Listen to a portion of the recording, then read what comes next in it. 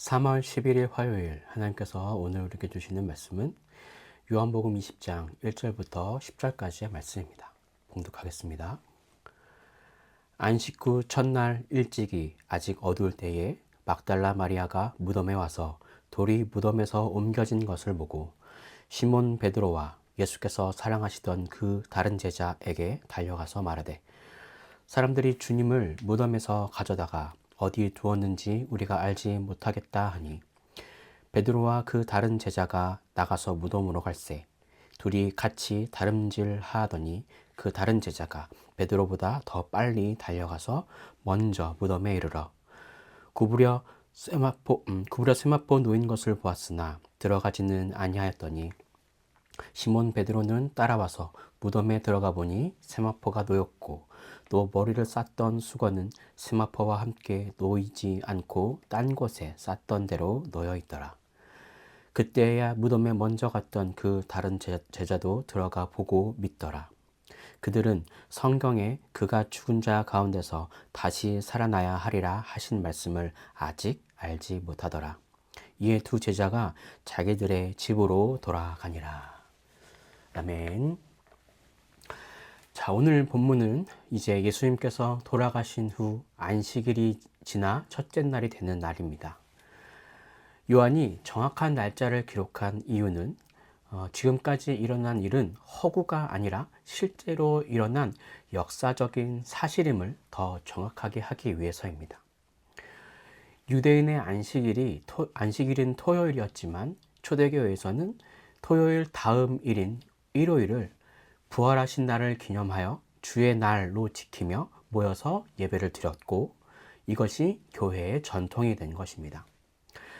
막달라 마리아가 안식 후 첫날 새벽 미명에 예수님의 무덤에 찾아갔습니다.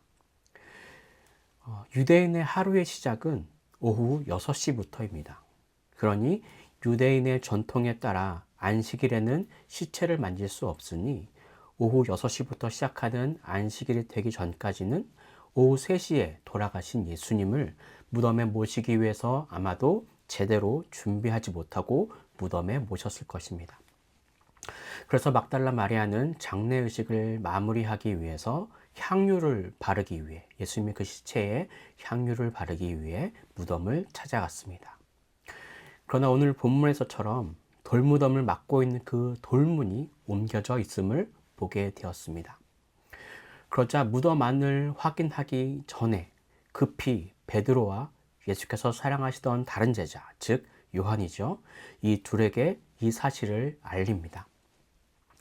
2절에서 마리아가 주님을 무덤에서 가져다가 어디에 두었는지 우리가 알지 못하겠다라고 이렇게 말한 것은 마리아는 아마 예수님의 시신을 노리는 누군가가 그 시신을 훔쳐갔다고 생각한 것 같습니다.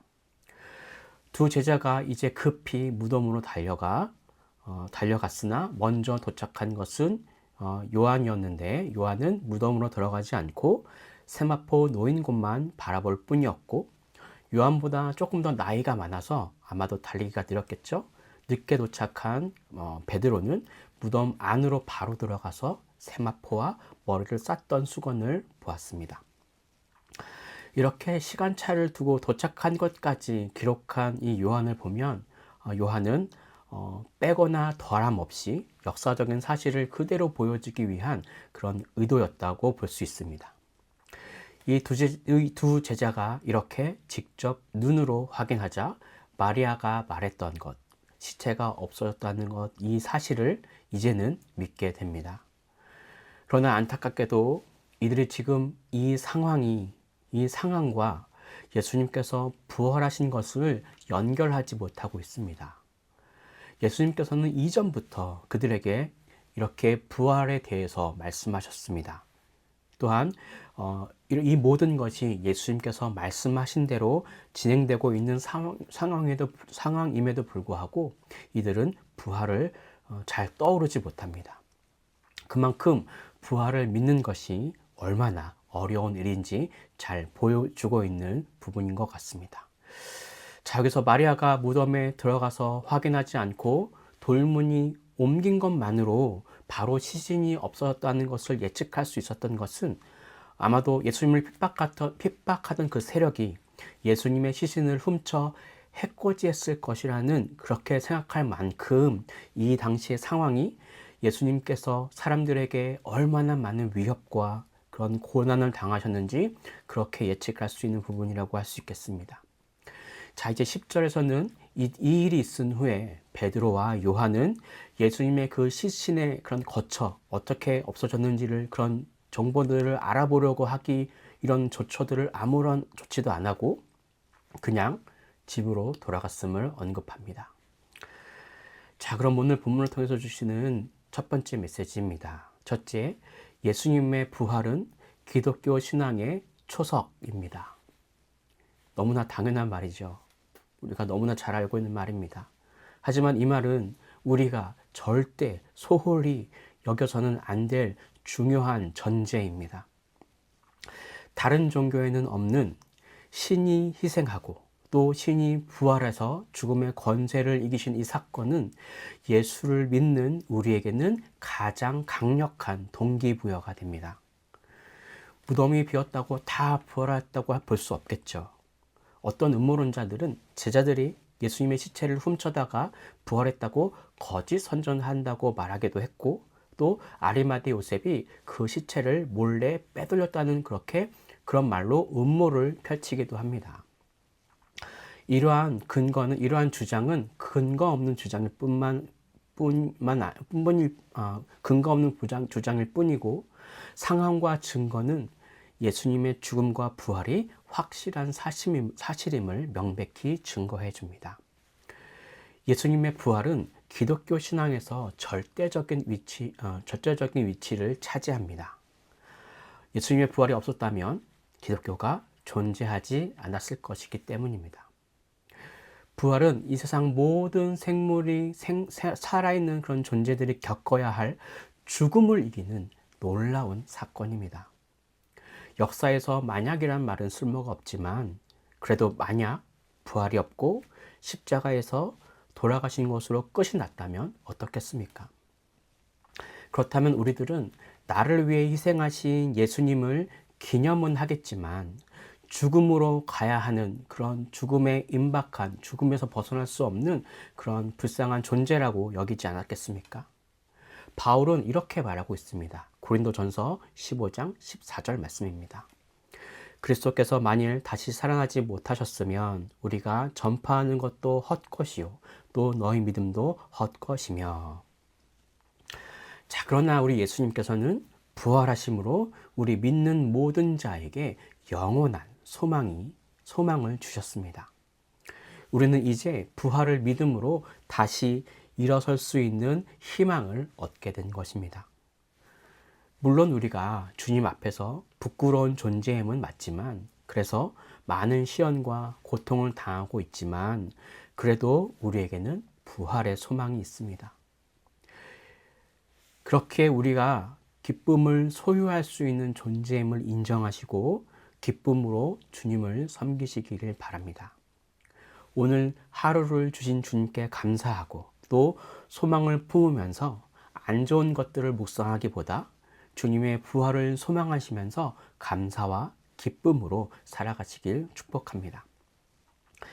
내 삶에 좋은 징조가 보이지 않더라도, 사소하더라도 내게 주신 것들을 보면서 감사의 기도 제목들을 만들어 가봅시다.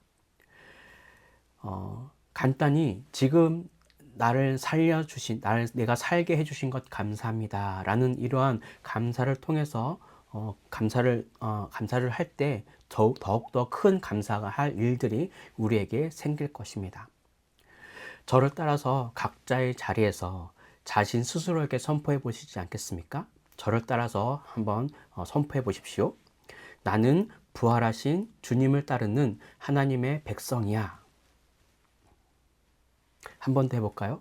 나는 부활하신 주님을 따르는 하나님의 백성이야. 자, 오늘 하루 그렇게 여러분의 인생에서 하나님의 백성으로서의 권리를 충분히 누리시기를 간절히 바랍니다. 아멘. 자, 그럼 오늘 본문을 통해서 주시는 두 번째 메시지입니다. 둘째, 주의 약속은 알기는 쉬워도 온전히 신뢰하기는 어렵습니다. 무슨 말인가요? 자, 이 말은 우리가 성경을 읽고 또 여러 설교를 듣다 보면 머리로는 그럴 수 있지 라고는 인정하지만 그 내용을 신뢰하며 따르기는 쉽지 않다는 말입니다. 이것을 오늘 성경은 제자들의 태도에서 알려주고 있습니다. 구절에 가로에 쳐 있는 이 구절은 요한복음을 기록한 요한의 해석입니다. 이 글을 기록한 요한이 이때를 회상하면서 글을 쓰면서 첨가한 내용이라는 것이죠. 예수님의 그 빈 무덤을 확인했음에도 그들은 이전부터 계속해서 말씀해 오셨던, 더욱이 최후의 만찬 중에 그렇게나 강조하셨던 그 부활의 말씀을 지금 이 상황과 연결시키지 못하고 있습니다. 자, 예수님의 말뿐입니까? 오늘 마리아가 전했던 이 소식도 이 제자들은 믿지 않았어요. 그래서 허겁지겁 마리아의 소식에 달려가서 무덤으로 달려가기는 하였지만 그들이 눈으로 직접 그 빈 무덤을 봤을 때 그때 이것이 사실임을 믿게 되었다는 것입니다. 이렇게 함께 같이 있는 한 공동체인 마리아의 말도 직접 보기 전에는 믿기 어려워하는 것이 바로 인간이라는 것입니다. 또한 제자들은 이미 예수님이 부활하실 것에 대해서 이미 들어서 알고 있는 내용이었습니다. 하지만 그 안에 믿음이 없었습니다. 히브리서에는 믿음은 바라는 것들의 실상이라고 했습니다. 믿었다면 그 믿는 것을 계속 기억하고 지켰을 것입니다. 하지만 오늘 베드로와 요한의 모습을 보아서는 온전히 신뢰하고 믿지 않았음을 알 수 있습니다. 아는 것과 믿는 것은 같은 말이 아닙니다. 주를 믿지 않는 사람들은 성경을 과학적인 잣대로 맞추려고 애쓰면서 그 성경의 신뢰성을 깎아내리려고 혈안입니다. 그러나 주를 온전히 믿는 우리들에게는 믿음으로 하나님 나라에 동참하는 은혜가 있습니다. 부디 아는 것에서 만족하지 마시고 믿는 사람이 됩시다. 주님의 그 모든 약속을 믿고 신뢰하는 이들은 그들의 인생은 하나님의 위대한 역사를 보게 될 것입니다. 기도하겠습니다. 오늘 이 아침 말씀으로 우리를 깨워주신 것, 그런 주님, 우리를 인도하신 주님께 다시 한번 감사와 찬송을 올려드립니다. 하나님, 오늘 우리가 말씀을 통해서 아는 것처럼 부활은 우리에게 너무나 중요한 일인데 우리가 매년 반복되는 이 부활절, 이 부활을 기념하는 것이 습관적으로 그냥 흘려보내는 것이 아닌지 오늘 다시 한번 돌이킬 수 있도록 인도해 주시고 부활이 내 인생의 전환점이 될 수 있음을 다시 한번 기억하며 부활의 주님으로 우리에게 주신 그 기쁨과 승리를 경험하는 그런 우리 성도들의 되기를 소망하오니 오늘 이 시간 우리 마음 깊은 곳에 이 부활 신앙을 심길 수 있도록 인도해 주시고 또한 우리가 아는 것에서 멈추지 말고 믿음으로 나아가는 우리들이 될 수 있도록 인도해 주셔서 주의 약속을 끝까지 신뢰하는 그런 거룩한 주의 성도가 될 수 있도록 인도하여 주시옵소서. 그렇게 오늘 하루 우리를 지켜주실 것을 믿으며 이 모든 것을 살아계신 예수 그리스도의 이름으로 기도드립니다. 아멘.